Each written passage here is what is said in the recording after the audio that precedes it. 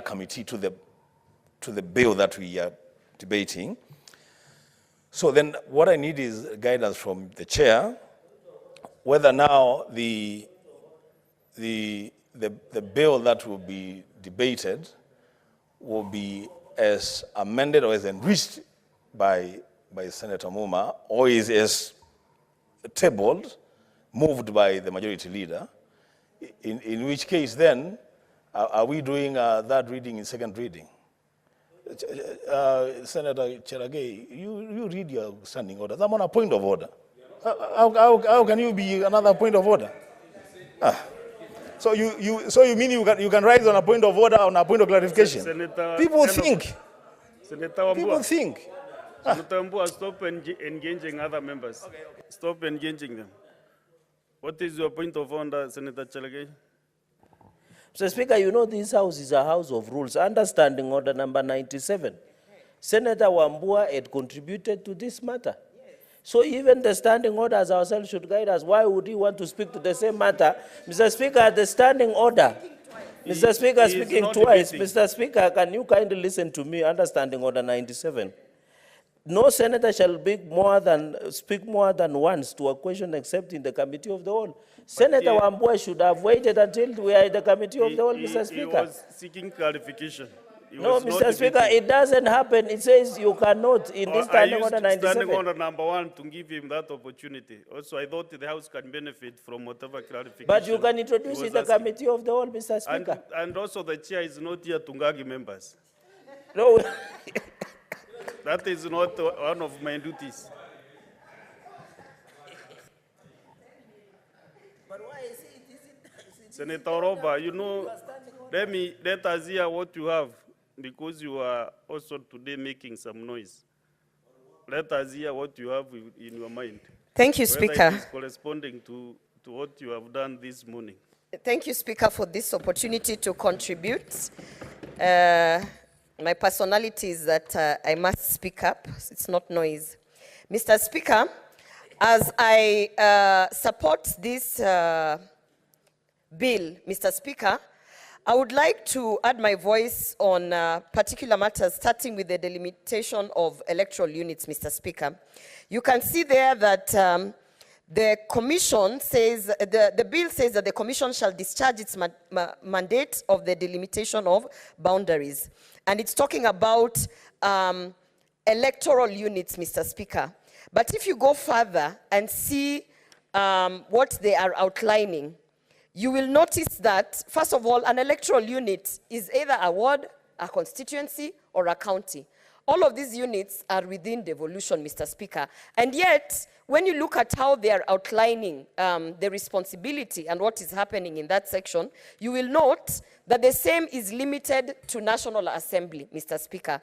You can reference the part where they say that the parliamentary committee shall within 14 days of receipt revise preliminary report and table the report. That parliamentary committee doesn't specify whether it will be limited to the National Assembly or to the National Assembly and the Senate.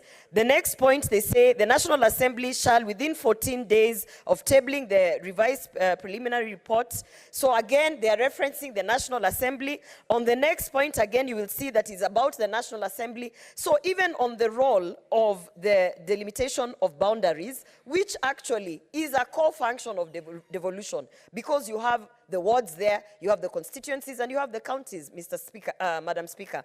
And you know that Senate as the upper house is there to protect the devolution, Mr. Speaker, yet we have absolutely no role based on this bill that has been proposed. We have no role, we have no particular influence in this structure that is being proposed. As a matter of fact, Mr. Speaker, so that you understand, Madam Speaker, so that you understand the seriousness of this matter is that on all boundary disputes that we are experiencing now, I will give an example of the boundary disputes that we have between Nyamira County and Kisii in Keroka, Madam Speaker.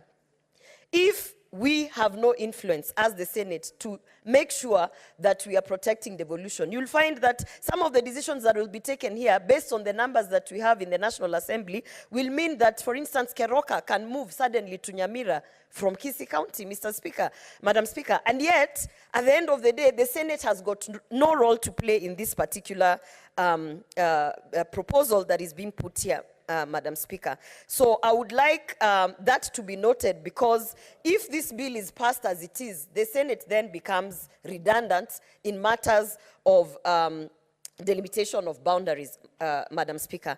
Madam Speaker, another issue on this particular matter on delimitation of boundaries is that you notice that it is centrally squared in the National Assembly. Yet, if you are going to increase the number of wards, or decrease the number of wards, or increase the number of constituencies, Madam Speaker, the first beneficiary or the first loser of that particular action is a member of parliament from the National Assembly. Meaning, you are actually allowing the judge of the outcome of a situation where they are either a loser or a beneficiary to be someone who's already partisan. An example that I can give you, we have been trying I come from Bobasi constituency where I reside, Madam Speaker, and our constituency is very, very huge, Madam Speaker. We have 8 wards. In those 8 wards, if you look at the issues that we have to deal with a constituency, a neighboring constituency like Bonchari constituency, Madam Speaker, even in terms of resources, it doesn't make economic sense. But if that bill is taken to the National Assembly, where my sitting member of parliament of Bobasi constituency is seated, outrightly based on clan issues and re-election issues, he is going to completely vote against having 2 constituencies in Bobasi, Madam Speaker. Yet that is the person who we are now entrusting squarely in terms of delimitation of boundaries. So in that aspect, I even think that if we are going to talk about increase of wards or constituencies or even counties, Madam Speaker, in fact, that should be a role that should either be completely independent from both houses, both the Senate and the National Assembly, in a way that it is only IEBC, based on the metrics and the statistics that they have, that they decide what is there. Or if you are going to involve either of the houses, it has to be both houses voting for or against it, because it will be both houses benefiting or losing. And by that I say, as a politician who gets CDF based on the number of wards that they have, if they are told now, we are reducing your number of wards, they are not going to vote for that thing. So this is something that we really haven't thought through. And my proposal would be to have both houses completely not part of the delimitation of boundaries in terms of the decision of whether to increase or reduce, or to have both houses come on board to vote for the same or to participate in the same, Madam Speaker. Madam Speaker, I also want to weigh in terms of what we have on the composition of the commission, Madam Speaker. And it might sound cliche that every time I stand, I will be standing on the issue of gender parity, on the issue of women representation. But Madam Speaker, I'm specially elected to actually do this job of ensuring that women and girls are represented in all spaces. On the issue of the composition of the commission, Madam Speaker, there is a clear process and outlining of who, in terms of skill set, of who, in terms of the background. Now we are talking about bringing accountants on board, adding more ICT specialists on board. But somehow, and this is the strange part, because this bill is actually one of the bills under NADCO, which was a national dialogue that is supposed to include women, because women will form more than 51% of this population. Yet, when you look at all the proposals that I see here, there is no attempt on engaging the gender parity. As a matter of fact, so that senators in the House might not think I'm just speaking passionately out of nowhere, when Senator Wambua was saying we need to get off our phones, Madam Speaker, some of us, when we're on our phones here, we are researching and ensuring that the points that we are speaking are actually factual, so that you don't stand on a point of order 105 on factual points. Madam Speaker, if you look at the commission for Samuel Kivuite, if you look at the members and don't look at anything, don't look at the skill set, don't look at the ethnical background, just look at gender parity, Madam Speaker, you will see that we had Mr. Bashir, Mr. Elifelet, Mr. Henry, Mr. Edward, Mr. Frank, Mr. Nathaniel, and then we had Wangui, the lady, one, Madam Speaker. That is Kivuiti's commission, the members that were there, Madam Speaker. You know, so that, I like speaking from data. if you look at how we have actually progressed in terms of representation of women in politics, in active politics, Madam Speaker, from 2003, we have had 7.14% of women elected to Parliament, to the Parliament of Kenya. That has gradually increased to 2022, where we are talking about 23.4%, Madam Speaker. Then I was looking at the commission to see if there's any influence or anything. Madam Speaker, the latest IEBC commissioners, if you go and look at the members, you'll find that at least then we had 2 women out of the total commissioners that are there. So if we are having now an opportunity to dictate who becomes a commissioner, where they come from, whether a religious background, a political institution, or what, why are we not being intentional in terms of ensuring that at least our 2/3 gender threshold is met? There is nowhere in this proposal where it says that out of all of these members, at least 2/3 should be of one gender, Madam Speaker. I believe that is something that needs to be looked into, because I've given you the data, I've given you the statistics, again, coming from a proposal that had a special bipartisan committee from both sides of the divide. And both sides of the divide did not even think about women. Those people who are in that particular committee, Madam Speaker, I'm very disappointed in that essence about this particular issue that is there, Madam Speaker. Madam Speaker, finally, I want to say this, that in every single bill that comes to the House, this House, the upper house, the Senate, Madam Speaker, we need to be careful with how we are engaging these bills. Because sometimes, and I have said this before, we are pushing the agenda of the National Assembly. And when I look at all the references made in this bill, we are actually proposing that the National Assembly takes charge in terms of Senator all the Gloria, procedures. Would you wish to be informed by Senator Wakoli? Yes, I'll be informed. Asante. Thank you, Honorable Speaker. I want to bring it to the attention of my good senator that as they have been constituting this, I think it is in page 309, the last 2C, in nominating the persons, subparagraph 2A, B, and E, the respective nominating bodies shall ensure that no more than 2/3 of the nominees are of the same gender. At the breakdown of the persons to be nominated.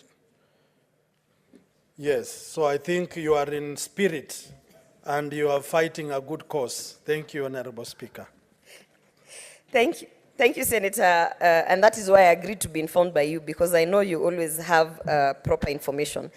Madam Speaker, as I conclude, I want to say that, Madam Speaker, the NADCO committee, as I congratulate them for the proposed bills that we are going to see, because there are several of them, Madam Speaker, I have to speak and say that it was very unfortunate that the issue of the 2/3 gender was actually excluded from the NADCO report. And Madam Speaker, we know that as much as we tried to mitigate and find a way to ensure that we finally deal with the 2/3 gender rule, Madam Speaker, we know that both houses, the National Assembly and the Senate, are guided by standing orders. There was an assumption that by having a sit down with both the Speaker of the National Assembly and the Speaker of the Senate, that somehow we could be able to sneak in the proposals and the amendments that we wanted to have to ensure that the 2/3 gender rule is finally met. But Madam Speaker, our standing orders are very clear. Once the report was tabled by the committee and the report did not have a matter, in particular for this instance, the 2/3 gender bill or recommendations, Madam Speaker, then we know that when that bill, if at all it comes now as a standalone bill, Madam Speaker, the chances of it passing, because again of the numbers that we have in both the National Assembly and the Senate, is that the chances of it passing are nil, Madam Speaker. That is the reality that we are in. As a matter of fact, when we are talking about the NADCO bills, it is imperative that I clear the air, because people are saying that it will still come as a NADCO bill. No, Madam Speaker, It will not come as an ADCO bill. It will come as a standalone bill. And in that essence, Madam Speaker, because it is not going to be an ADCO bill, then the spirit of the House will not be the spirit of bipartisanship, which is what is happening with the NADCO bills. You will note that the NADCO bills, as much as we are both in government and opposition, there is an assumption and we have agreed in passing that we are going to pass these bills, Madam Speaker. Again, I find that in that essence, as I'm contributing to this bill, I find that it was a clear sabotage on the women agenda, Madam Speaker. And as I congratulate the NADCO committee, I also have to fault them for ensuring that 51% of the population of Kenya, yet again, in an opportunity that we could have maximized, Madam Speaker, we have actually let down the women of Kenya. The two-third gender bill is not part of an ADCO bill, is not going to come as an ADCO bill. And in that essence then, Madam Speaker, we will continue to fight that in every single amendment that comes to this House, there is an intentional approach of ensuring that women and girls are represented. Thank you, Senator Wakoli, for pointing out that particular section that says that not more than two-thirds. I do hope that when we pass this bill, it will actually be implemented, because as you have seen in the past list of commissioners, we actually never met the two-thirds gender rule. And if it continues like that, then it is obvious that the most important independent body in the industry of politics, in the field of politics, will not have women represented in it. And in essence, this just contributes to ensuring that we have less and less women being represented in both the National Assembly and the Senate. Madam Speaker, with those few remarks, I would like to say that I support the bill, and I will be in the House to ensure that I rally people during the Committee of the Whole to make sure that we ensure that women are represented in all of these single line items in the bill. Thank you, Madam Speaker. Senator Faki. Asante Bi Spika kunipa fursa hii kuchangia mswada wa mabadiliko wa sheria ya IEBC. Mheshimiwa Spika, ni masikitiko kwamba sasa kwa zaidi ya mwaka mmoja hatujakuwa na tume ya uchaguzi katika nchi yetu. Na mswada huu utasaidia pakubwa kuweka tume ofisini ili iweze kufanya kura katika baadhi ya maeneo bunge kadhaa na vile vile maeneo ya wodi ambayo hayana wawakilishi kwa sasa. Mheshimiwa Spika, la msingi ni kwamba wale ambao watachaguliwa kwanza katika ile jopo la kuchagua na vile vile wale makamishna ambao watachaguliwa wawe ni watu wenye tajiriba na watu wenye ukweli na kusimamia haki, Mheshimiwa Spika. Kwa sababu tumeona kwamba kutoka tuanze kupiga kura, mahali ambapo pameweza kuleta shida sana ni katika tume ya uchaguzi wa kura. Kutoka tulipoanza kura za kwanza za vyama vingi mwaka 1992 mpaka mwaka 2002 ndio tulipata kura ya kwanza ambayo ilikuwa haina shaka, Mheshimiwa Spika. Vile vile tumeona kura zilizofuata zote zimekuwa na shida na vile vile zikaenda mahakamani, na mahakama pia vile vile kwa upande mwingine pia ikaje ikaleta hukumu ambazo hazieleweki. Kwa hiyo Mheshimiwa Spika, tukipata watu wenye tajiriba kuu ambayo wanaweza kusimamia haki, Mheshimiwa Spika, itakuwa bora kwa nchi yetu, kwa sababu tutaweka kaburi la sahau matatizo ambayo yanatokea muda tu baada ya kura kuisha. Mheshimiwa Spika, vile vile tumeona kwamba sheria hii itatoa nafasi kwa IEBC kusimamia mipaka ya maeneo bunge na vile vile maeneo wodi katika nchi yetu. Mheshimiwa Spika, tumeona kwamba kutoka katiba ipitishwe mwaka 2010 hatujaweza kukagua tena maeneo bunge na labda kubadilisha majina ama kutoa mipaka mipya ya maeneo yetu. Na tumeona Mheshimiwa Spika kwamba kumekuwa na mkurupuko ama mlipuko wa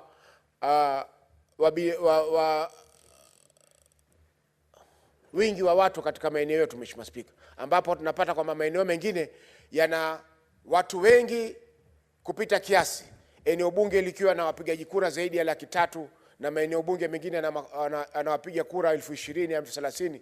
Hiyo Mheshimiwa Spika sio sawa, kwa sababu tunataka nchi yetu iwe kuwe na usawa wa uwakilishi, ili watu wasipate shida kutafuta mbunge wao, kwa sababu mbunge ana watu wengi sana wa kuwasimamia. Lakini Mheshimiwa Spika, ni kwamba swala hili la mipaka lazima liende katika bunge la kitaifa na pia lije katika bunge la Senate, kwa sababu sisi Senate ndio tunasimamia ugatuzi, na ugatuzi unawakilishwa mashinani na mabunge ya county. Na kwa vile mabunge ya county yanachaguliwa moja kwa moja kutoka kwa wananchi, Mheshimiwa Spika, itafaa kwamba mswada wa kubadilisha maeneo wodi lazima ifike katika bunge la Senate ili iweze kuangaliwa na kukaguliwa kisawasawa.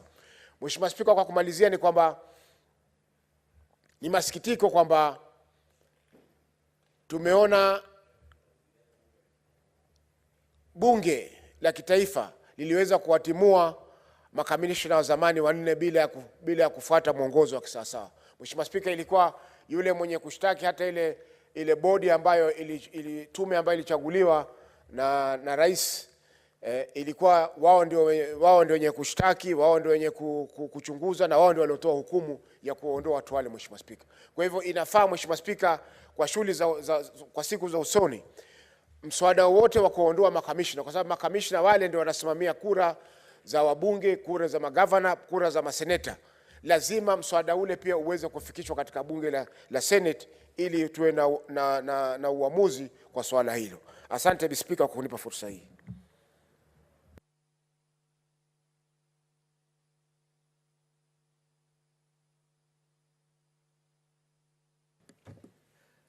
John Yuto? No, sorry. Senator Mungatana. Thank you, Madam Speaker, for giving me the opportunity to also give my views on this bill.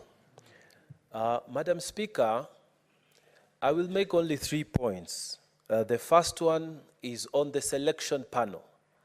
Madam Speaker, I support this proposal very much because those of us who have been around, you will remember in the days of the second president, Daniel Moi, and the days of Justice Chesoni as the head of the commission that is charged with electoral processes. Madam Speaker, in those days, Kenya used to appoint the head of the Electoral Commission, and it was a direct appointment. There was no processes in between. We have since progressed to a position where there is a select committee the selection committee that would appoint the people who are supposed to be commissioners. That is progression number 2. But then now this bill has brought progression number 3. That, Madam Speaker, what we have now is a scrutiny of the selection panel itself, which is a development of what was the initial selection panel. So, Madam Speaker, I think this is a very good development and we should support it. And Madam Speaker, we should support and pass this because Kenya, Madam Speaker, in the African continent, and at this time, Madam Speaker, I'm serving as the head of delegation for Pan-African Parliament. Madam Speaker, we are held in very high esteem because of this kind of thing. People discuss Kenya. How do you choose your commissioners? Madam Speaker, it will be a pleasure when we go next for the sessions to tell them, nowadays, it's not the president who appoints. Nowadays, it's not a selection commission which appoints it. We have even interrogated the very selection committee so that the selection panel itself is a democratized institution. So, Madam Speaker, I think we need to agree that we shall support that on principle. Secondly, on the same issue, Madam Speaker, in Tana River County, we are affected because we lost a very able UDA member of county assembly from the ward called Chewani ward. Madam Speaker, Chewani ward is in fact like the headquarters of Tana River County. The honorable member who was chosen there, we used to call him Doeni, he didn't stay for too long. He left us because of a tragic road accident. Madam Speaker, the people, and we used to call him the mayor of Tana River because he's right at the center. He went away, and the people of Chewani ward have remained without representation. So, Madam Speaker, it is of interest to the people of Tana River that this process that will bring in the selection panel and re-establish the IEBC be done as fast as possible. So, Madam Speaker, we have a reason to support this bill, to go as fast as it can with the amendments that I shall be discussing later on in my contribution. So, Madam Speaker, on the selection panel, I leave it there. On the question of delimitation of boundaries, Madam Speaker, I would like to bring to the attention of the House that the process is very, very detailed on how we are going, the IBC is going to delimit the boundaries.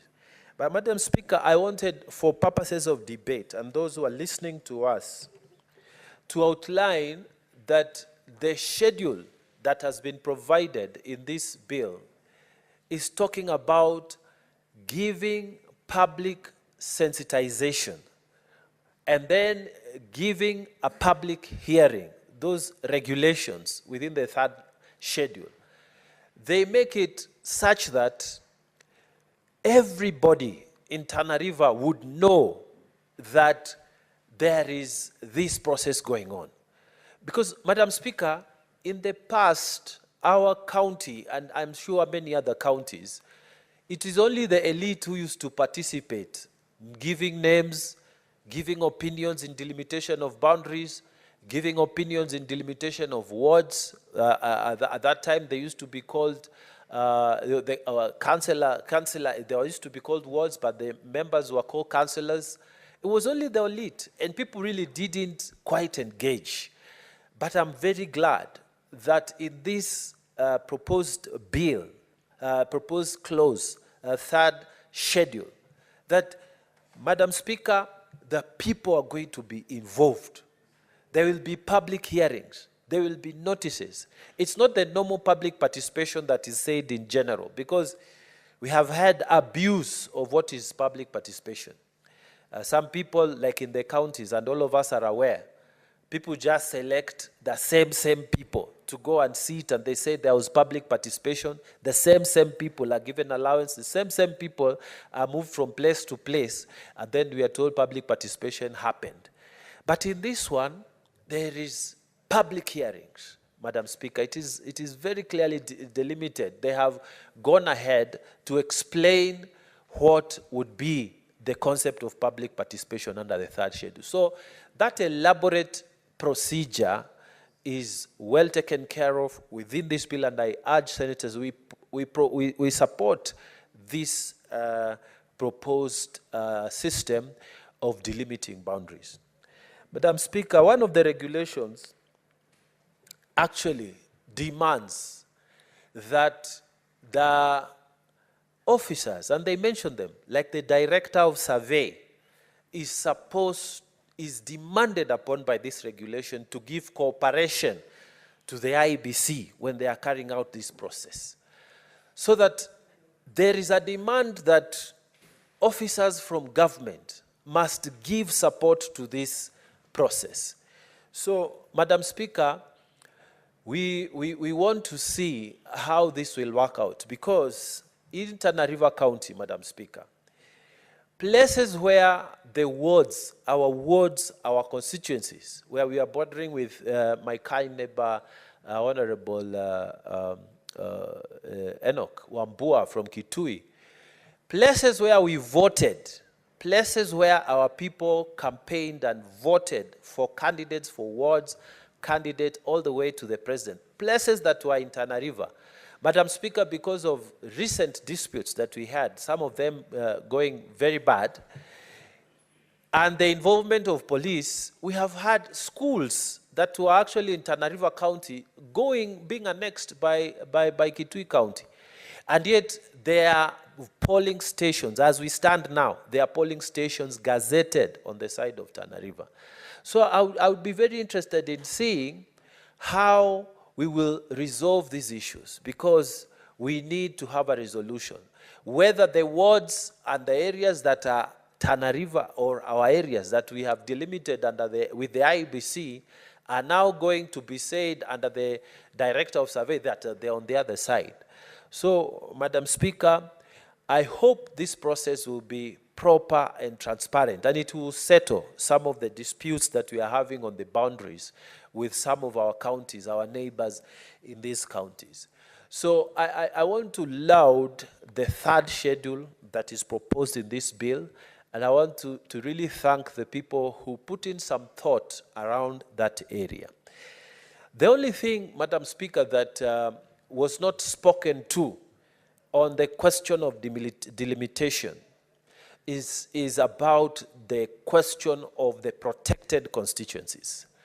Madam Speaker, and I'm told that maybe regulations will be set, or maybe it will be a political question that needs to be resolved from the highest officers of this land. But Madam Speaker, every time the word delimitation, every time the word population is mentioned, those of us who come from counties that have huge areas but limited populations, we get very worried.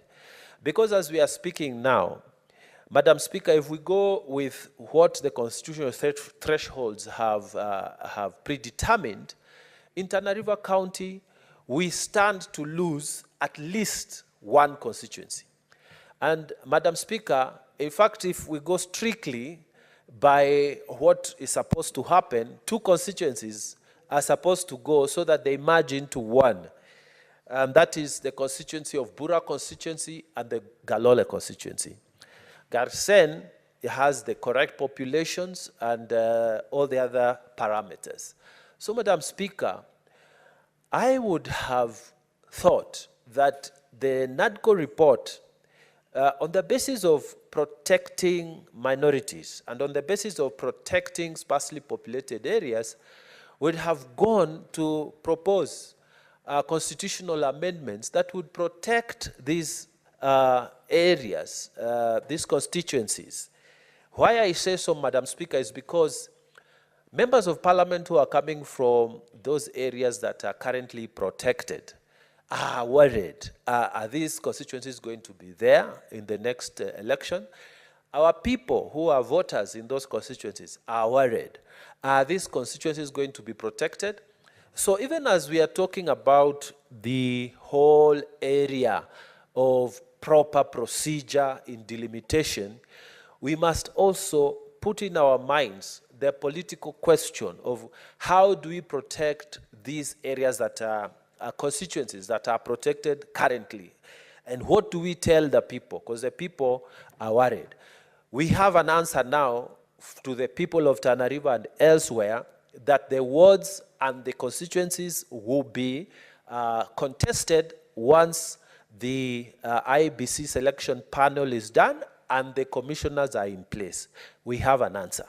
But as to how many constituencies the protected constituencies are going to be there, and as to whether those constituencies are going to be available for contest by the honorable members who are seated there or those who are aspiring, and as to whether those constituencies, the voters are going to actually continue benefiting from CDF, we don't have an answer. And I think NADCO should have dealt with this so that people have certainty in terms of the politics of our counties and politics of our constituencies. Madam Speaker, and I just want to underline and emphasize that in this country, we must be fair as we talk about population I have had other people in this Senate and outside saying if a constituency has 300,000 people and another one has 20,000 people, then it is fair that maybe we give more resources to this other one and leave the other one. But Madam Speaker, I wanted to give a very simple example. In that area where there are 300,000 people in one constituency, the likelihood is that schools are day scholars. People just walk to school and they are back at home. And if you are awarding CDF, for example, and you give them 5,000, 3,000, the day scholar would still walk to school and come back. But in some of our areas, Madam Speaker, you would have to send that child to go and book a lodge. Let's say they have been given 10,000 everyone. He still has to travel, book a place to sleep for the night, and then travel again the following day for him to reach his boarding school, Madam Speaker.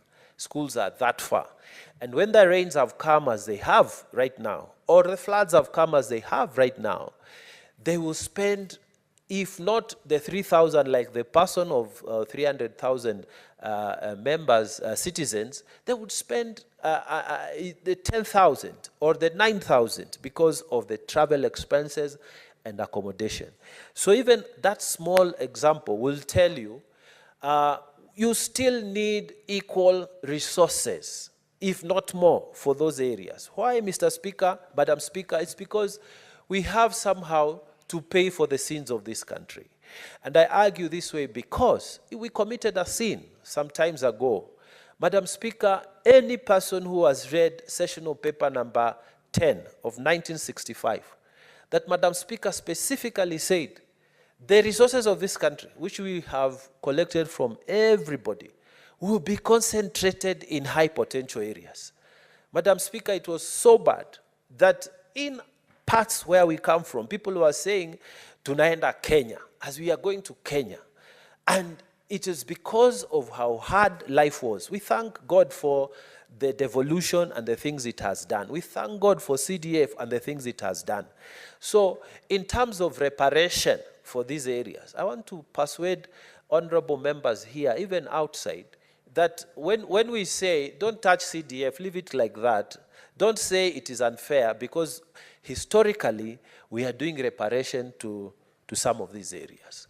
So, Madam Speaker, finally, I want to talk about the question of the JLAC proposals to this, to amend this bill. Madam Speaker, I have listened carefully to the proposals from the committee of JLAC here, the Senate Committee on Legal. Madam Speaker, the proposals that the Senate Committee has proposed, they are so important that I am urging members at the third reading, we must ensure that we pass our amendments in this House, Madam Speaker. We cannot have a situation where we are passing a law that is against us. And you see, Madam Speaker, a lot of times people don't pay attention to these things, like one honorable senator has said, that we debate the principles and the details, we leave them out.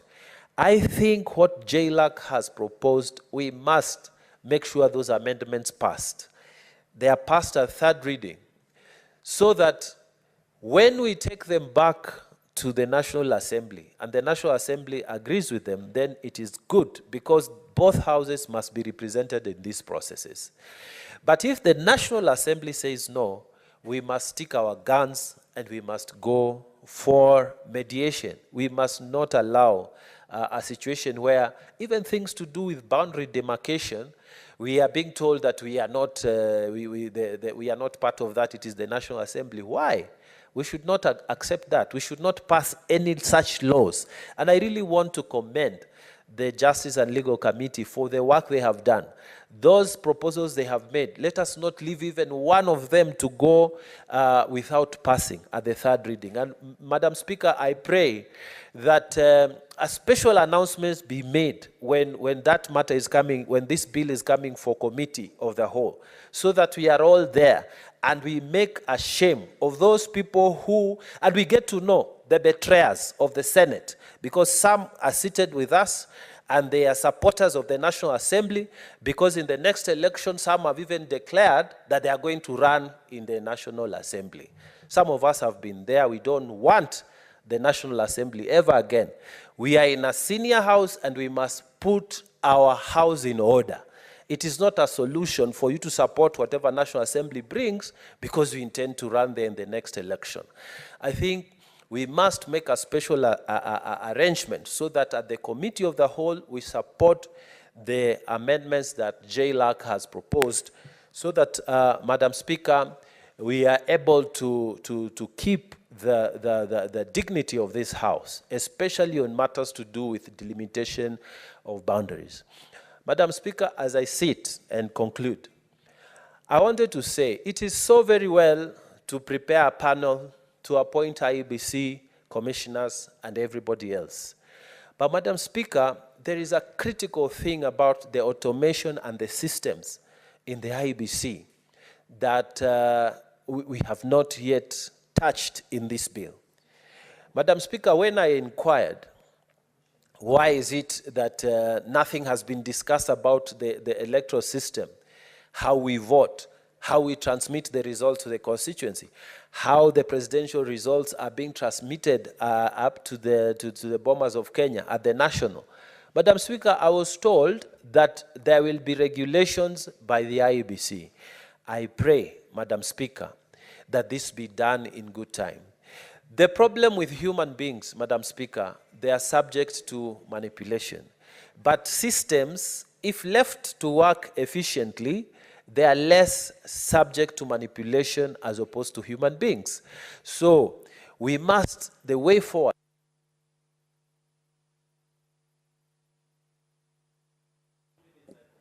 That is fine.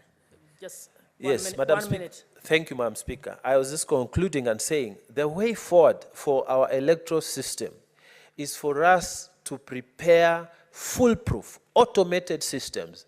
It's not even in selection of these people. Because even if we select commissioners, some are with you today, some are against you. Some are against you today, some are with you tomorrow. But systems, if they are foolproof, if we all agree, the opposition and the government side, they all agree that this system is the one we'll go, I'm sure that we will have less acrimony after results are announced. Madam Speaker, we should invest all the attention on the systems rather than the personnel. For me, the personnel we have seen from the previous election that people can just do things. But Madam Speaker, if it is machines, when we go to pay KRA, they don't care. You pay this amount, you must pay. If you have overloaded your lorry, it passes and it's in your name, you must pay. It doesn't know you are a member of parliament, you are a senator, you are a governor. If it's overloaded, you have to pay. And this is how systems will help us give more credible results as elections are being done. With those few remarks, Madam Speaker, I beg to support with those amendments proposed by Jay Laika. Thank you. Senator Osoti. Thank you, Madam Speaker, for the opportunity again to make my voice heard on the IEBC amendments bill. Mr. Speaker, we must commend the NADICO team for coming up with this bill, and I want to join my colleague, Senator Wambua, to say that this is a product of bipartisan negotiations between Azimio and Kenya Kwanza. And I think quite a number of the proposals contained in this bill are going to address some of the challenges that we have had in this country in terms of election management. But I also think a lot needs to be done, Madam Speaker, to ensure that we have a level playing failed in our election. And we will also have an opportunity to look at the proposals contained in the Elections Amendment Bill, which is also a product of NADICO. Madam Speaker, allow me to comment on the composition of the selection panel. The bill says that 2 persons shall be nominated by the Parliamentary Service Commission to represent the minority and majority parties. Mr. Speaker, whereas I agree with that, I think there is something missing in that. What is missing in that is how political parties will be directly involved in that nomination process.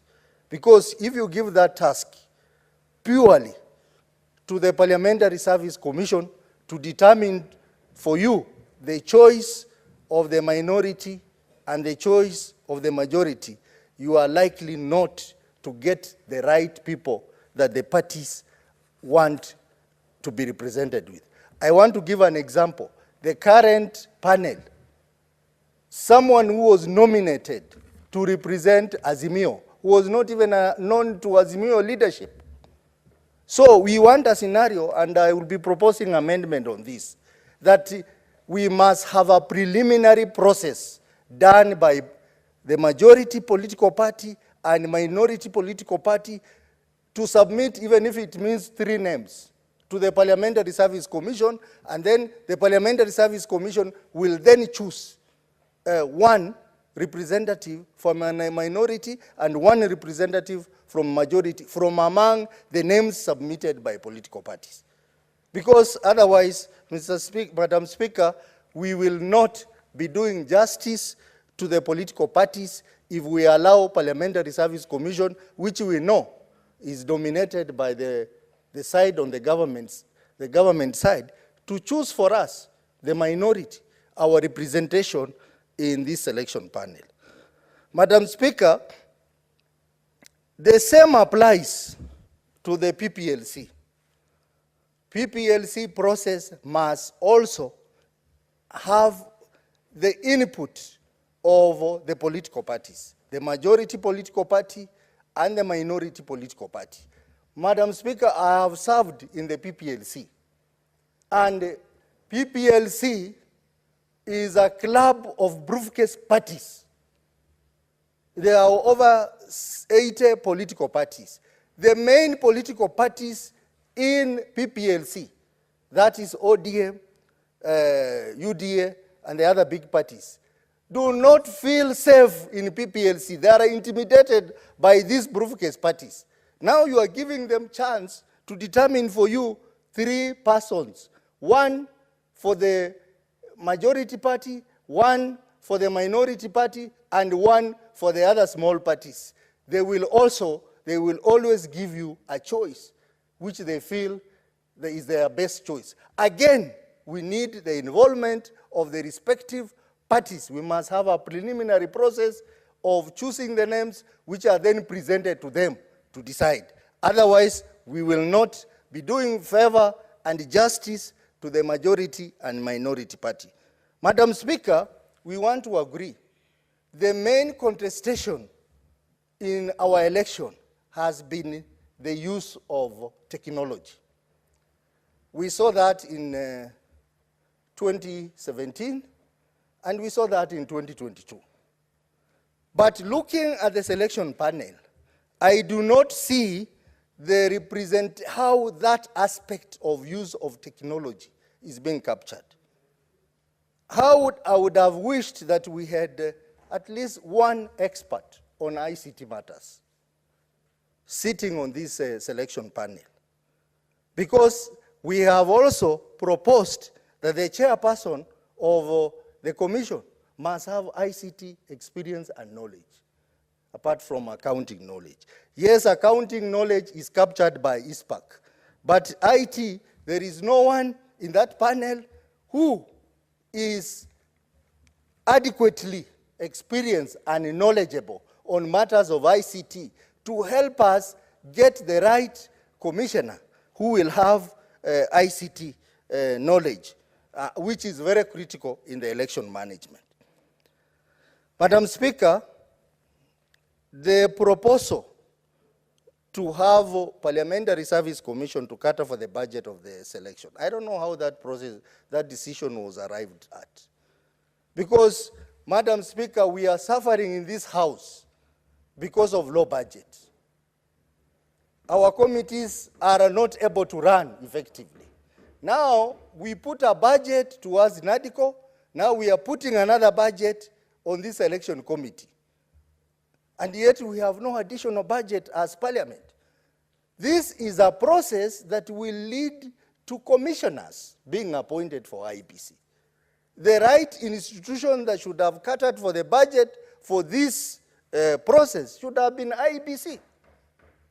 I'm wondering where Parliamentary Service Commission is coming in. We are just one of the bodies that is going to facilitate the appointment of the commissioners. We have other bodies like LSK, we have ISPAC, we have PPLC, we have Interreligious Council. This should have been the budget of IEBC, not Parliamentary Service Commission. We are setting a wrong precedence as Parliament that we want to cover the budget for other institutions when we have strained budget as a Parliament. So I am not opposing that, but I am questioning that decision to say that budget will be covered by Parliamentary Service Commission. Madam Speaker, I am also very excited about the decision to amend this act so that the decisions of the Commission shall not be made by one person without the concurrence of the majority of the members. Mr. Speaker, we saw in the last election the commissioner, chairperson of the commission, where there were accusations that the chairperson of the commission made unilateral decision. We saw the contestation between Chebukati and Cherera 4, that the decision on the results were only communicated to them. They were not involved in tabulating the final results. This amendment is going to take care of that limitation that we had in 2022 election. Mr. Speaker, the use of technology, it is the big issue. It is actually the elephant in the house on matters of electoral justice in this country. And we have, us on this side, we have been talking about opening of servers. We hope that the servers will be opened so that Kenyans can know the truth. But even as we are talking about that, we need to factor that in law. And we are going to have an opportunity to discuss the amendments to the Election Act. And one amendment that I would have expected the NADCO team to deal with was an amendment on Section 44(8) of the Election Act. Mr. Speaker, Section 44(8) provides that there will be a joint ICT technical committee on matters of adoption of technology and use of technology. But Mr. Speaker, just before the 2022 election, this section was amended further to make it discretionary for IEBC to determine whether to have external people or not. And that is why there were problems around adoption of technology. In 2017, we had this committee, Madam Speaker, and I sat on that committee. We even were taken to Dubai to assess the technology, the printing of ballot papers, and as a result, we got adequate information that helped us to execute our matter in the Supreme Court. But in 2022, because of that amendment, that mysterious amendment, it was not possible, and that is why, Mr. Speaker, a lot of questions arose around use of technology. Political parties and all the stakeholders must be involved in the process of adoption of technology, from procurement, installation, testing, and implementation. They must be involved from day one to the last day of the election until the results are declared to the nation. So I would be proposing that maybe we need to revisit that section 44(8) of the Election Act and ensure that it is mandatory for IEBC to have a joint technical committee on matters of ICT that is composed of all the stakeholders, including political parties. And that way, we'll be able to deal with the problem of use of technology in our election. Mr. Speaker, Madam Speaker, sorry, on the issue of delimitation of boundaries, I want to say that this bill talks about the use of latest official population census report as a basis for delimitation of boundaries. Whereas I agree with that because that is also provided in the Constitution. But Mr. Speaker, we have had contestation around census. And census in this country has been made a secret. I remember even IBC, prior to 2022 election, they were complaining that they were not able to get the official census report. Sorry, Madam Speaker. The official census report from Kenya National Bureau of Standards. Census report must not be a secret. It should be an open thing, and I support the provisions in this bill that this report must be subjected to public scrutiny, so that those who are contesting the numbers that are being posted by the National Bureaus of Statistics are free to do that. We have had concerns that have been raised by the people of northern Kenya, western Kenya, which to date they have not been addressed. So, and you know, Madam Speaker, this data is used on many things, including division of revenue. It is the most important data that must go through proper public scrutiny. Madam Speaker, we also need to ensure there is fairness, so that population, yes, is important, but distribution of these constituencies and wards must ensure some equity. I want to give an example. There is a constituency in my county called Hamisi.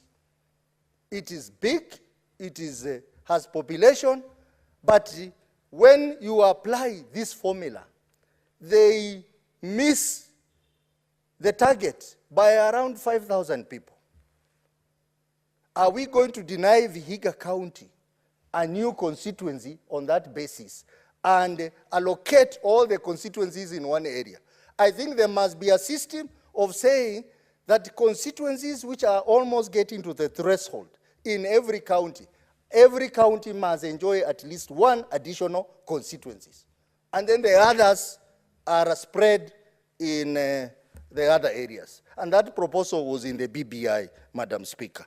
So, Madam Speaker, as we talk about delimitation of the constituencies, we should not just talk about the numbers, but we also look at equitable distribution of these constituencies across the 47 counties.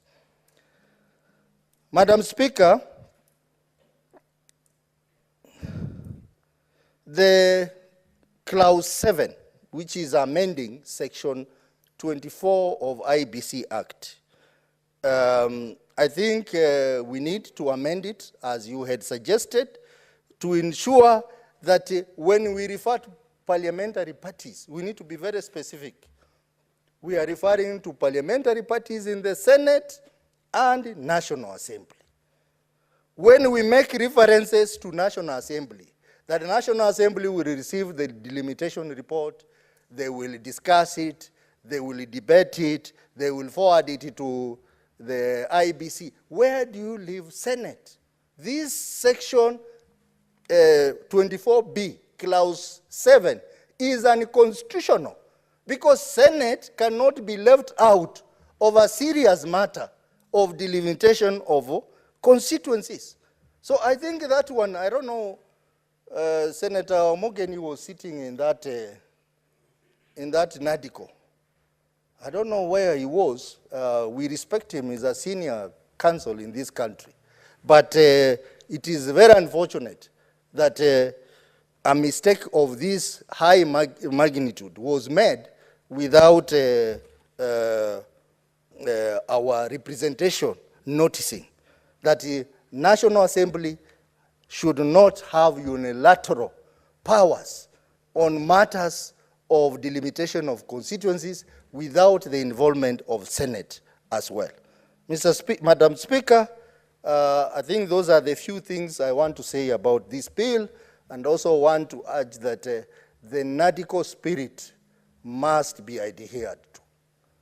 People went on the street, people died, agitating for electoral justice, and I think it's important for us to give them that justice by ensuring that we pass this law and we pass any other law that has been brought to us so that people can get justice. And as we go on, Madam Speaker, I think it is also important that we look at the other election-related laws and ensure that they are panel beaten so that we have these election laws in place at least 2 years before the election, as had been proposed by the Krugler Commission, that laws must be in place at least 2 years before the election, so that we do not hurry the amendments to the laws and end up having elections, which has been done in a hurry, and the challenges that we have at the moment.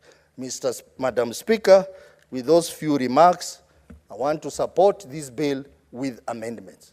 Thank you. Senator Newton. Thank you, Madam Speaker, for this opportunity to me to also air my views regarding this particular bill, Madam Speaker.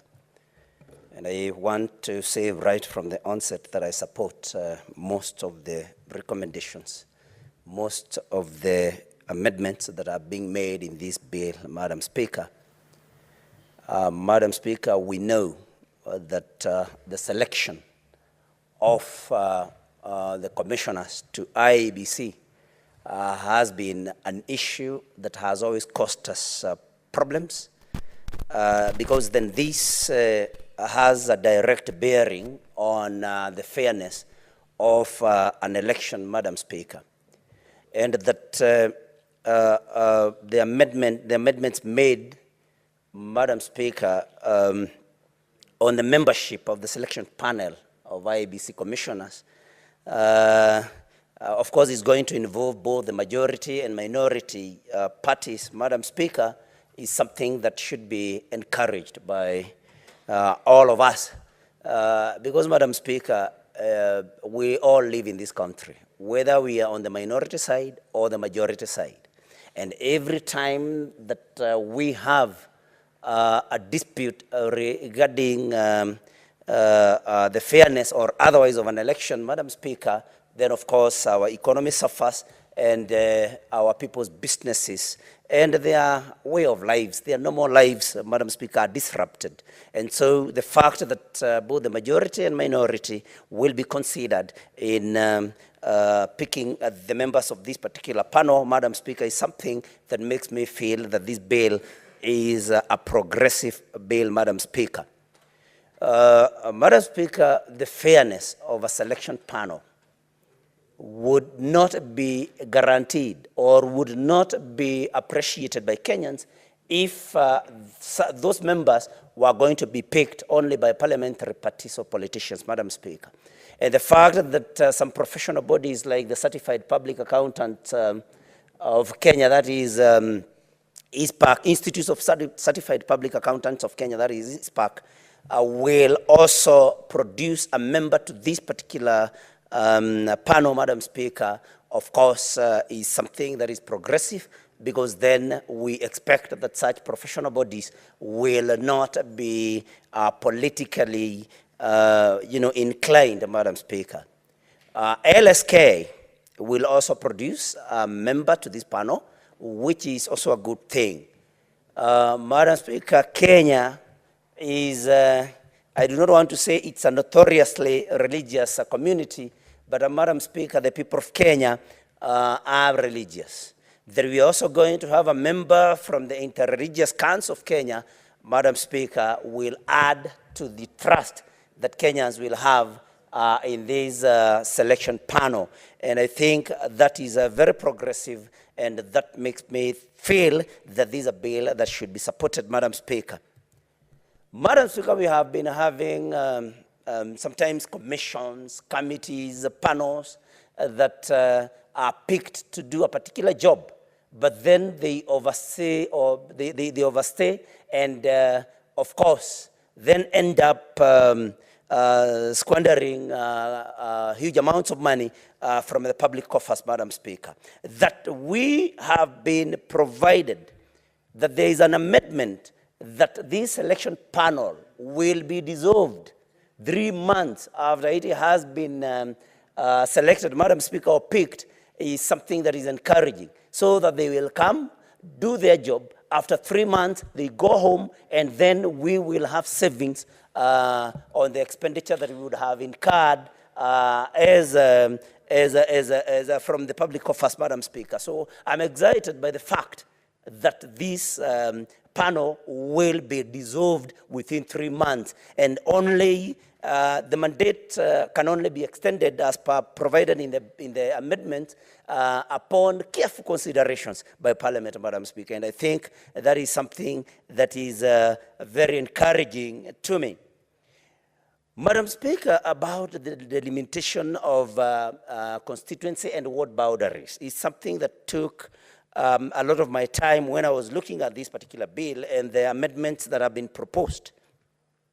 Madam Speaker, one thing that this encourages me in is that we will involve all and sundry, our people in the villages, because of course there is a provision for public participation, and one thing that is very important, not just public participation, but there will be sensitization of people or of the members of the public, Madam Speaker. One thing that was not very clear, or is not very clear in the amendment, is whether when we are collecting the views of the public, whether we have a provision to have such views collected in vernacular, Madam Speaker, because we have some people that are very knowledgeable, but who may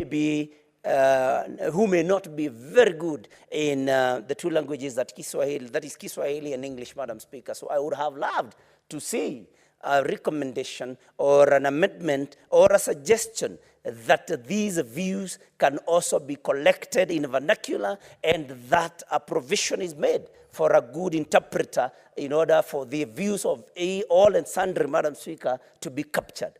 And I say this because over the last 20 or so years, we have had a great expansion on vernacular media, Madam Speaker, vernacular radio stations, vernacular TVs, and our people have been given a lot of civic education through these vernacular stations, Madam Speaker. And because we want their views also, I think a provision should be made in order for us to see to it that those that are views that they can only express in vernacular, of course, are not left out of this otherwise very important process that affects them directly, Madam Speaker. Madam Speaker, I think I want to join those that spoke before me that talked about the figures that the population census normally produces. The figures have been disputed in the past.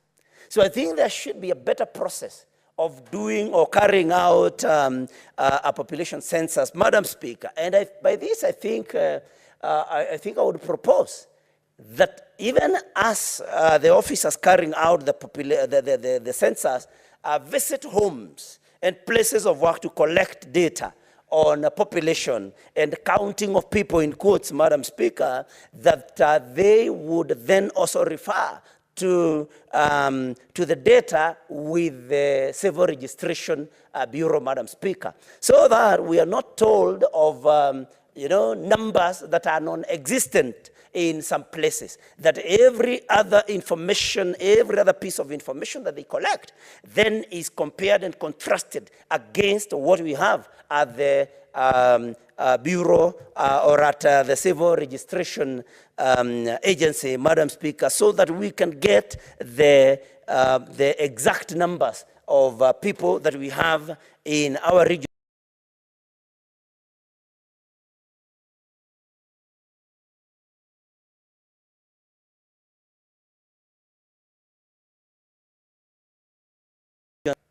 So the highlighted by the fact, Madam Speaker, that that we will have individual responsibility of officers, especially when we are doing delimitation of boundaries. That any officer, Madam Speaker, that is supposed to publish on the Kenya Gazette the views of the public, and they fail to do so, that they can be prosecuted, and they will have committed an offense and are liable to imprisonment for a term of 1 year. So that, Madam Speaker, we bring in individual responsibility so that we do not have people that have been compromised somewhere, leading to failure in publishing important information on Kenya Gazette that has an effect. So I think that is also something that caught my eye and that I thought was very important, because, Madam Speaker, we should slowly move from collective responsibility to individual responsibility of anyone serving in a public office, especially if it's a matter that affects the public, Madam Speaker. Madam Speaker, we need a foolproof election. Because, like I had started by saying, when we have these disputes, then some of us who value our peace, some of us who are very patriotic and would not want to see any destruction of property and disruption of people's lives, would want to see a fair and free election every 5 years, Madam Speaker. And that is why I like the provision or the amendment that requires the Commission to review its operations and make necessary changes required to make its operations more efficient, effective, transparent, and accountable, Madam Speaker. We need to improve on the efficiency of our elections, Madam Speaker. We do not want to hear cries of Fungua Sava every 5 years or after every election. And so, Madam Speaker, I think I come from an education background, Madam Speaker, and there is a review of the methods that are used in imparting knowledge every year. So I think it's important that IEBC reviews its performance to see its effectiveness, reviews the effectiveness of its technology, Madam Speaker, reviews the system of transmission of data from polling stations to county tallying officers, or county tallying stations, or even constituency tallying stations, Madam Speaker. This needs to be reviewed. The training of staff at IEBC, and especially those that are employed temporarily. We know of presiding officers, deputy presiding officers, polling clerks, counting clerks. The IEBC needs to do a review of the training and the performance of especially these temporary or these officers that are engaged by the Commission on temporary basis, Madam Speaker. And so that is also something that caught my eye and that made me feel that I should strongly support this bill, Madam Speaker. Madam Speaker, there is also a provision that any decision that the review of boundaries has given can be challenged by any individual, that any individual can go to court and challenge the decision on the delimitation of any boundaries, Madam Speaker, which is important because sometimes I could go and give my views as a member of the public, which the commission may choose to ignore. That I have the option of going to court after this and pursuing my justice, Madam Speaker, at least within 30 days of the publication of such a decision. Madam Speaker, is encouraging because we want every Kenyan to have the right to question any authority in this country, Madam Speaker, and that such dispute, such suit will be sorted in 3 months' time, Madam Speaker, because we have had situations where somebody goes to court. Sometimes it could even be an election petition, Madam Speaker, and we know sometimes, especially previously, we did not have limits on which or within which an election dispute could be sorted out apart from that of the presidency. So that some of these decisions are made too deep into the term of parliament that whatever decision is made, Madam Speaker, does not benefit even the petitioner, Madam Speaker. And I think that is a right that these particular amendments have sought to provide and protect. And I think that is a very important matter, Madam Speaker. Madam Speaker, I have heard my colleague, Senator Osotsi, mention about the budget, that PSC should provide the budget for this particular panel, Madam Speaker, and I think I also wanted to comment on it. I think if we will have to retain that amendment, then we can have a proviso that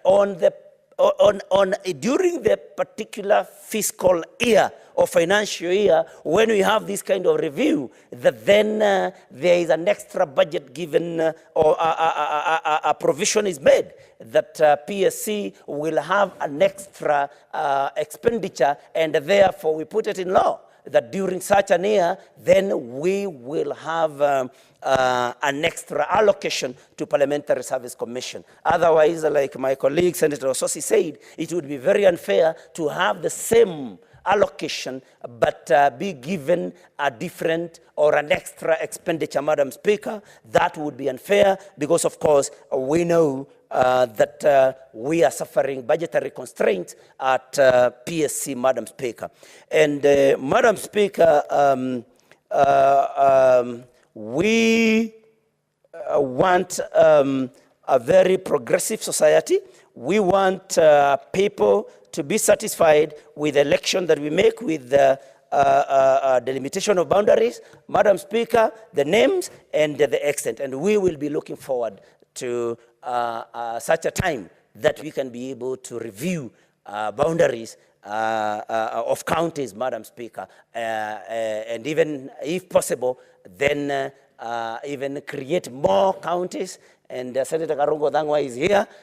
We would want to see Thika being created as a county separated from Kiambu, because this is a county that is populated by over half of the county people from Murang'a, but the county government of Kiambu proudly collects revenue from our people without any benefit to our people. And Madam Speaker, finally, we need to defend the protected constituencies. In Murang'a, we have Madhioya constituency and Kangema constituency. We would not want to hear that these constituencies, Madam Speaker, have been collapsed. So even as we do the limitation of boundaries, the constituencies that are protected should remain protected. And if you are doing the limitation everywhere else, we should not touch the protected constituencies, Madam Speaker. Kangema constituency in Murang'a, Madhioya constituency in Murang'a should be protected alongside other constituencies that are protected. And especially because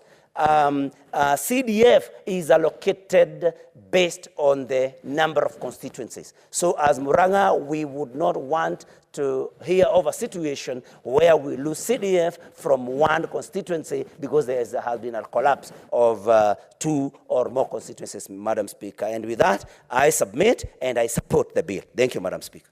Senator Mandago.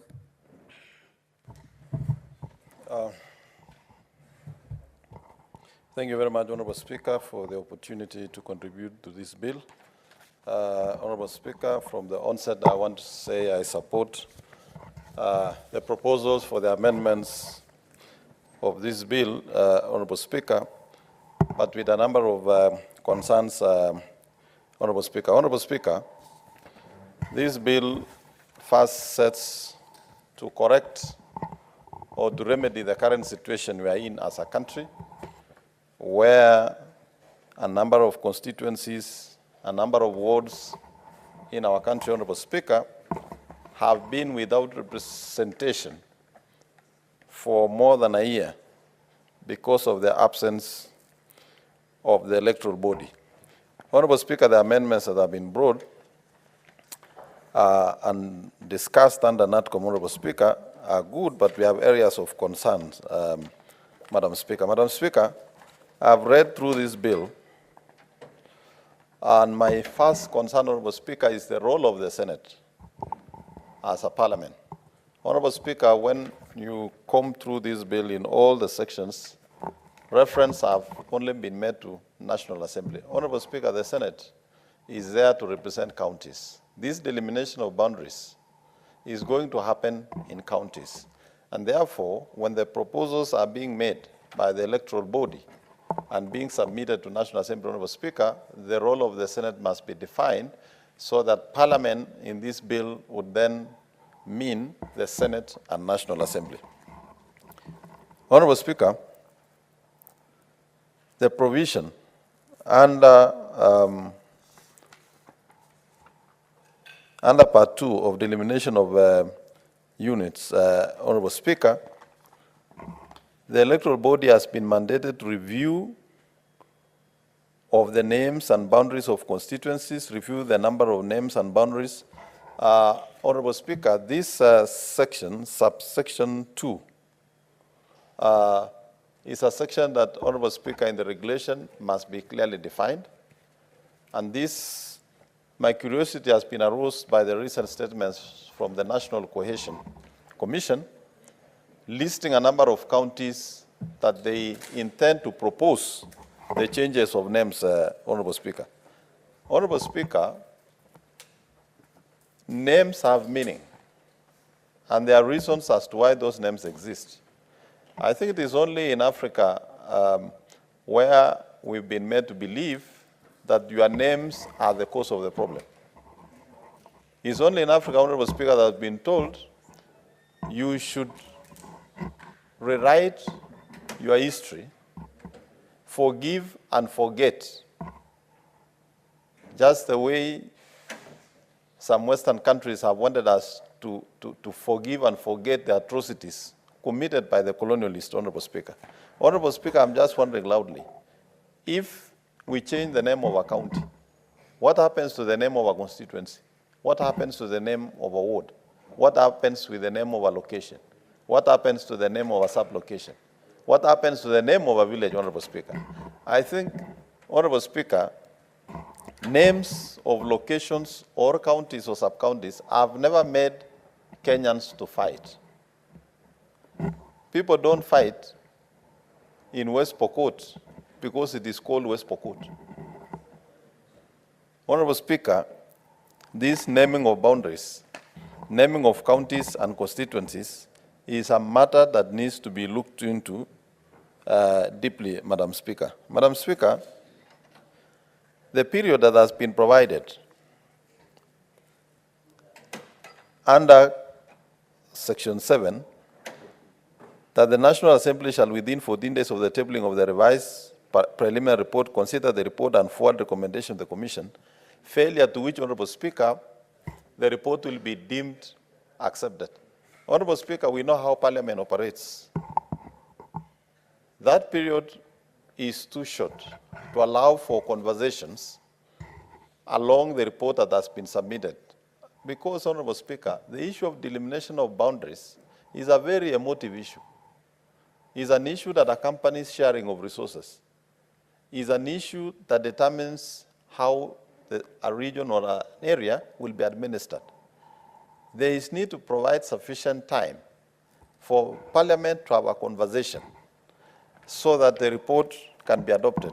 Otherwise, Madam Speaker, there could be a situation where the tabling, adoption, and debating of the report is not prioritized, and 7 days lapses, and the electoral body then decisions and recommendations takes precedence over what the representatives of the people would have conversed and agree upon.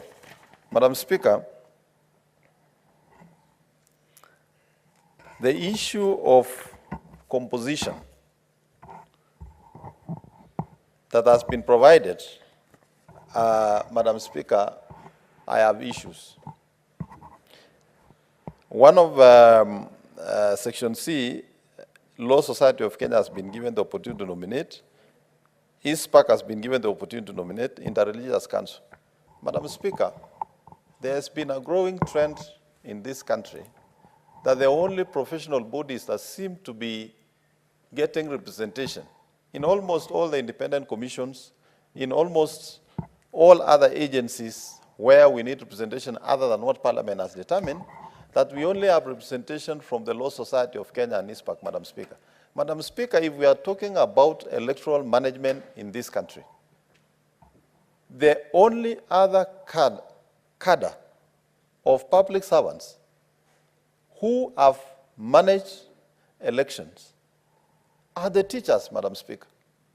Madam Speaker, if we are to go back to the last general election and look at the number of presiding officers, deputy presiding officers, clerical officers, Madam Speaker, you will be surprised that 90% of the human resource required to manage our elections are actually teachers. I am therefore surprised to see these two professional bodies being given the opportunity to do that, and teachers not being given representation while they form the bulk and the stake of the management of our election. Honorable Senators here, Madam Speaker, who went for elections know that the majority of their agents and even their coordinators, they were teachers, Madam Speaker. Madam Speaker, I therefore propose, when time comes, that we need to look into this composition of professional bodies so that it is not only two professional bodies in this country that are left to be permanent members of all these independent commissions. Where there is need, Madam Speaker, I would propose that there be rotations in the various professional bodies that we have in this country so that all are given the opportunity, Madam Speaker, to contribute to their country. Madam Speaker, in this matter of composition also is the issue of qualification and experience, Madam Speaker. Madam Speaker, it would be extremely very important and necessary to ensure that the qualification and experience are clearly defined so that even as the various professional bodies and independent bodies are going to nominate through a competitive process their representation into the electoral body, Madam Speaker, we should have a bare minimum qualification and experience required because this is a very important exercise for the country, Madam Speaker, and we would like it handled in the most professional manner and in a manner that is going to allow this country to make progress. Madam Speaker, I've also looked at the fifth schedule, Madam Speaker. And Madam Speaker, in that fifth schedule, section 7(3), representation of the Commission may be made orally or in writing. Madam Speaker, this talks about public hearings. And in these public hearings, Madam Speaker, the electoral body will be required to organize public hearings in counties and sub-counties for members of the public to make their submission.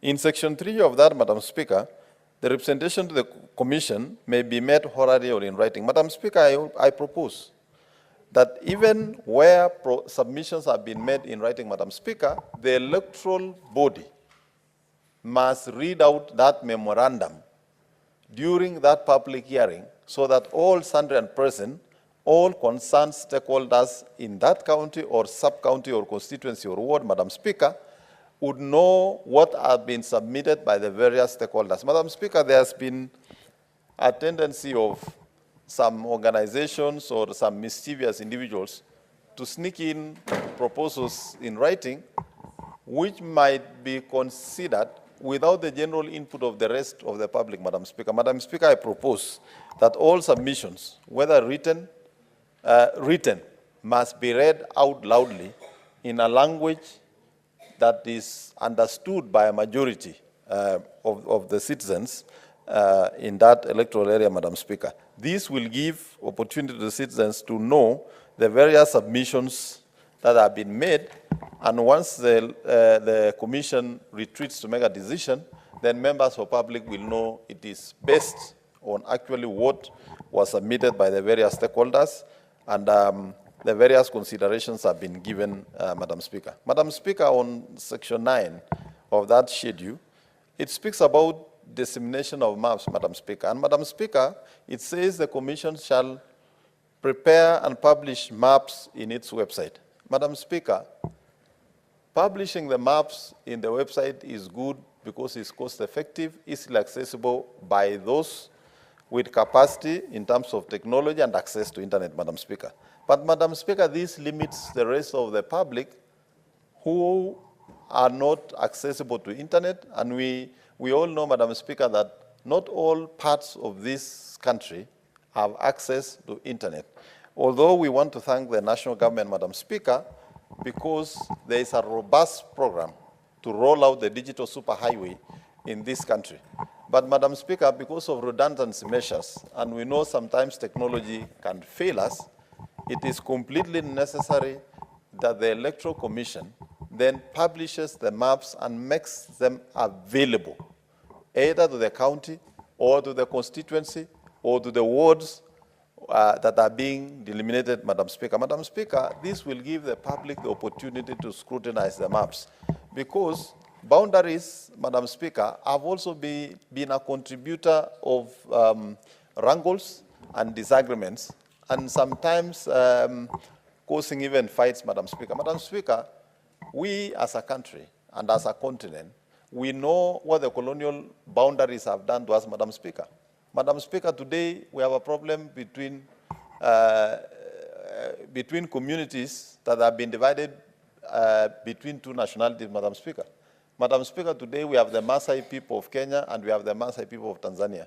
We have the Teso people of Uganda, we have the Teso people of Kenya.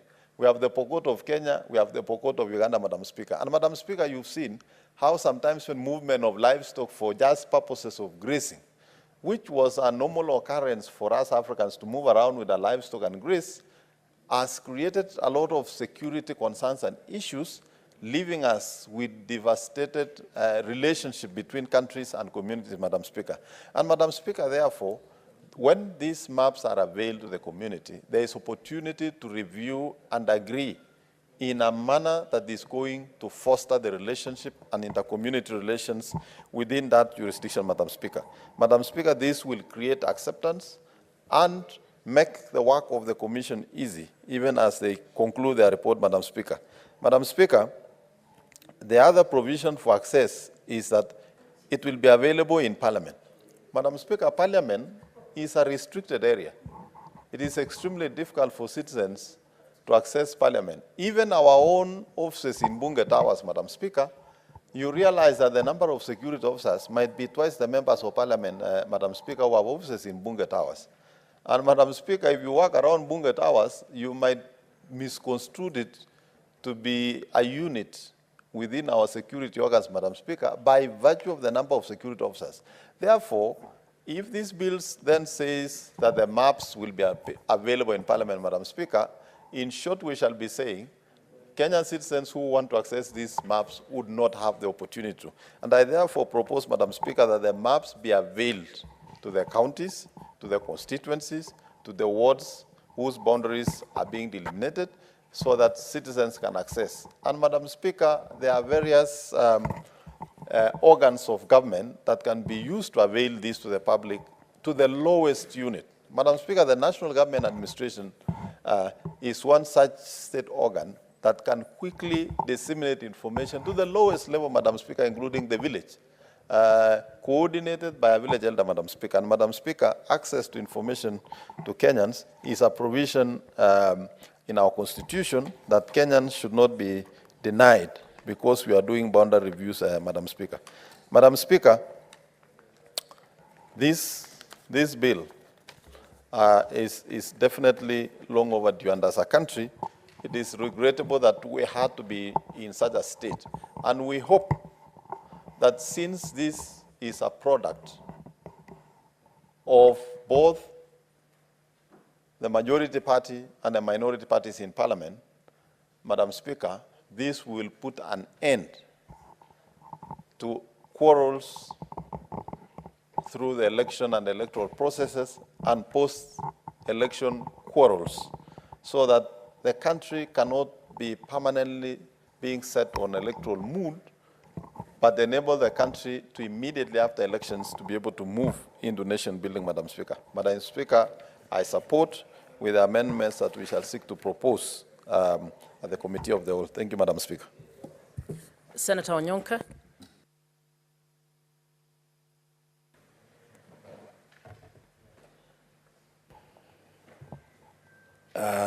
Thank you, Madam Speaker, for giving me this opportunity to also contribute to this very important amendment bill of what has bedeviled our country for a very long time. Madam Speaker, the Independent Electoral and Boundaries Commission Amendment Bill 2024 is a document that I want, first of all, Madam Speaker, to congratulate the Majority Leader and the leadership on our side, because essentially, Madam Speaker, this is a bipartisan document. I have listened to my colleagues make the contributions, and I believe all of us kind of agree on the basics.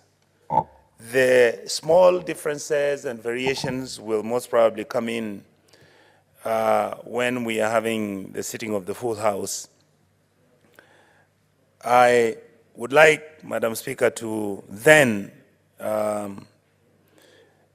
persuade my colleagues that I think maybe for the third or fourth time, we are going to start discussing the software of our electoral process. The software is that previously the arguments which were being made and even the discussions which were taking place, they were based on the arguments that this thing is that when the winner takes it, he should take it all.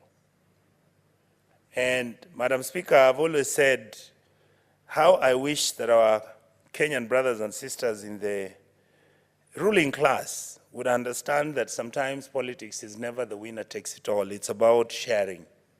It's about a give and take.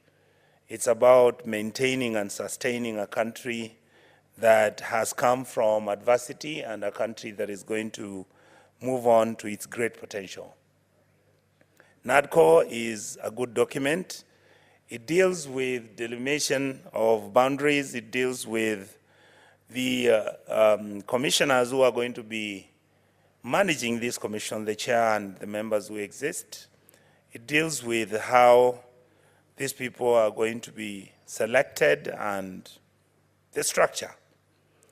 One of the issues that I would want us to look at in this House, because we are the Senate, is how we begin to handle the clamor and the request for counties to be increased. Madam Speaker, I was in Kuria over the weekend because I lost a very good friend of mine, and the members of that community, in their discussion, you know, we discuss politics in funerals, their contention is that they want Kuria to be given a county. Why? Because according to them, the feeling is that they've been marginalized, and they feel that if they got a county, they would most probably feel included and given an opportunity to chart their future. And Madam Speaker, the point I raised in that funeral, I told them, honestly, from where I stand, I don't see them getting that county government. But what I saw, Madam Speaker, is that there is a way we can actually solve the problem of those areas. You're talking about Mount Elgon, where there's been a lot of discussion and anger towards the fact that the people of Mount Elgon, especially the Sabaot, feel like they have been excluded from whatever that was taking place in Trans Nzoia County. You have the Kuria who feel like they have been excluded from Migori County.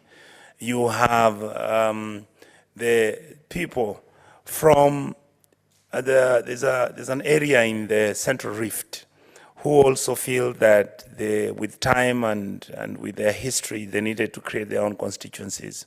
What I would like to introduce and suggest to my colleagues and my very good brother Haron, who is the majority leader, is that I think, Haron, we need to look at a way on how, yes, we can create protection of certain constituencies and ring-fence those constituencies. For example, I don't see a contradiction if Kuria was given 2 extra constituencies without them being given a county.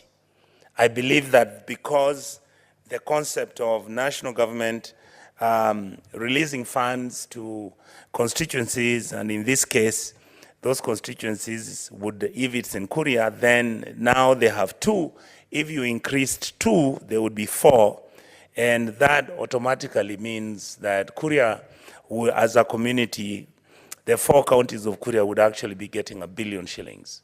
If you add that onto what the national government would be giving out through the Senate as revenue that is going to the Migori County, they would actually be a beneficiary to such an arrangement. It would accommodate the marginalization. It would give resources to this community that feels that they have not been part of us. That is exactly the same argument I would make about my county, which is Kisii. And that is that the Kisii County, there has been a question and a debate which has been going on over and over whether we should actually have gotten 3 counties in Kisii. My argument is, yes, if we get an extra county in Kisii, that would be a very good idea. But I would wish that this team would look at amendments where we again create protected constituencies. And in this case, in Kisii, I wouldn't mind, and the community has talked about the Bobasi constituency, which has got actually 12 wards. It has 12 wards. The Member of Parliament, Mr. Obiri, when you talk to him, he tells you, even when I've been given CDF, I have 242 secondary schools. I have 215 primary schools. He has all sorts of things. With that amount of money, there is no way he's going to manage to run Bobasi constituency with that kind of money. So, Mr. Speaker, Madam Speaker, my argument is, let us be magnanimous and look at these options. If the people of Bobasi were to be given 1 constituency and the people of South Mugirango are given another constituency, for me, Kisii would be done. Kisii doesn't need an extra county because the resources would come and those resources will substitute whatever else that the county government would do. And indeed, the resources that the county government of Kisii is getting, if it is utilized well, I don't think anybody in Kisii would really complain.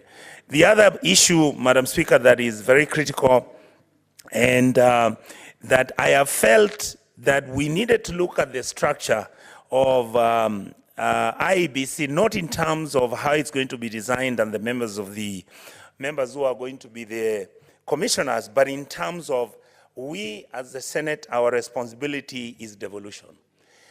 How I wish that we could actually devolve the IEBC. I believe we have the capacity of making sure that we change the structure constitutionally so that results don't have to be transmitted from Nairobi.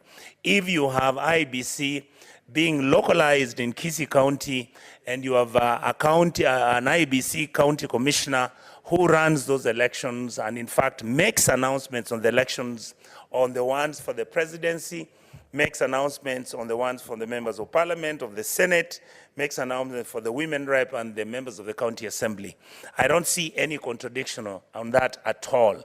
And it will be much easier in that you can always pick those counties And you can look at it, if you look at the structure of the US, that's what they do. In a period of one day, they will tell you, we look at the trend and we can see, if you look at this county, look at that one, look at that one. If you look, if you look at the states, if you look at all our counties, by the time the elections are being conducted and 25 of these counties have announced the results, you can actually tell who is going to win these elections. The other issue that, Madam Speaker, I would like to ask my Majority Leader to consider, Majority Leader, my honest observation is that if there was a way on how, like my brother Mugatana has said, and I think it was Osotsi who said, let us engage ourselves openly and sincerely on what we are going to do with technology. India has got 1.2 billion voters. India has got only 3 commissioners. Everything that India runs is technological, and the technology is so simple. It is so simple. If you see it, because when I was the Deputy Minister for Foreign Affairs, I was once taken to go and observe. Even the machine itself, the way it is so plain. They just tell you, can you touch there, who are you voting? You look at the candidate, you press on that, and it gives you a receipt on who you voted for. And these are the things that we must begin to look at and interrogate, so that when the elections are called, when the presidential elections are announced, like I've heard my colleagues say from the other side of the aisle, let these elections be believable, let these elections be verifiable, and let us know who has won. Let us not have the doubts, and let us have, many of us who win or lose, make our elections the boogeyman. Every election after 5 years, we are having disputes, we are having violence, we are making noise, and we are screaming at each other.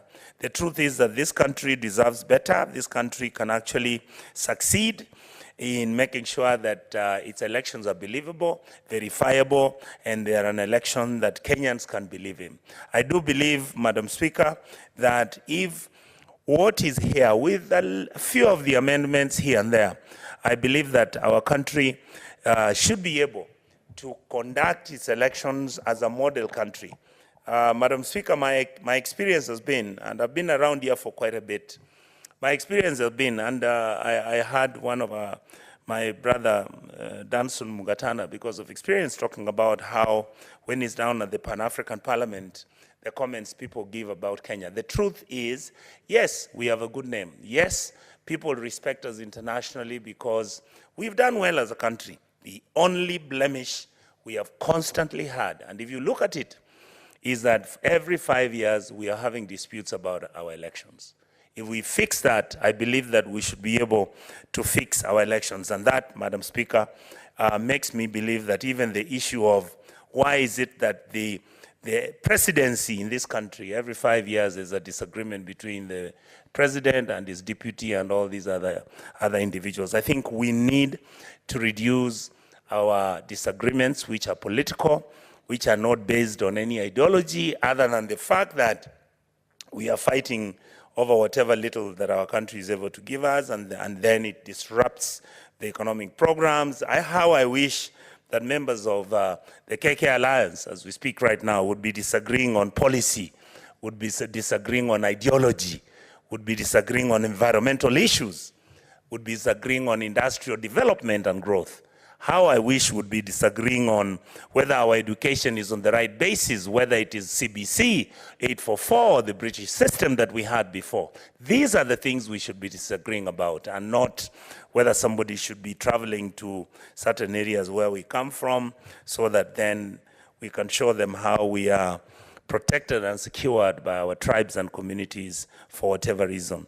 And that is why, Madam Speaker, I would like to say in my final remarks that the argument that population should determine the delimitation of boundaries must never be an absolute. There must be other variables which we can use to come and determine, even when there's the clamor. Thank you. Honorable Senators, it's now 1 p.m. Time to adjourn the Senate. Senator Wanyonka, you still have 7 minutes of your time when we resume. The Senate therefore stands adjourned until today, Wednesday, 29th May 2024 at 2:30 p.m.